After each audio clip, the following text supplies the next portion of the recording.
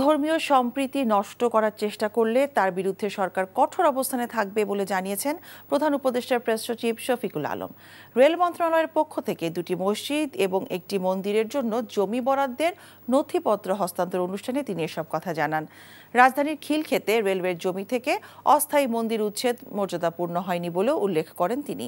তাই বিষয়টির গুরুত্ব বিবেচনায় নিয়ে রেলপথ মন্ত্রণালয় তাদের নতুন উপাসনালয়ের জন্য জমি বরাদ্দ দিয়েছে। ঐতিহাসিক চট্টগ্রামের চন্দ্রনাথ মন্দির ঘিরে কোনো প্রকার অপতৎপরতা মেনে নেওয়া হবে না বলে জানিয়েছেন ধর্ম বিষয়ক উপদেষ্টা আ.ফ.ম. খালিদ।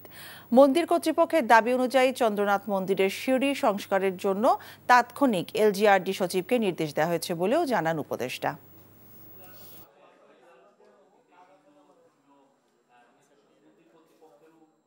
ধর্মীয় সম্প্রীতি কেউ যদি বিনষ্ট করার চেষ্টা করে বরদাস্ত করা হবে না। চিটাগাংয়ের পুলিশ কর্তৃপক্ষ এবং সেইখানে যারা ইন্টেলিজেন্স এজেন্সির যারা কাজ করেন সবাইকে নির্দেশনা দেওয়া হয়েছে। বান্ডেল থাকলে প্রতি সেনমানিতে টাকা বাঁচবে।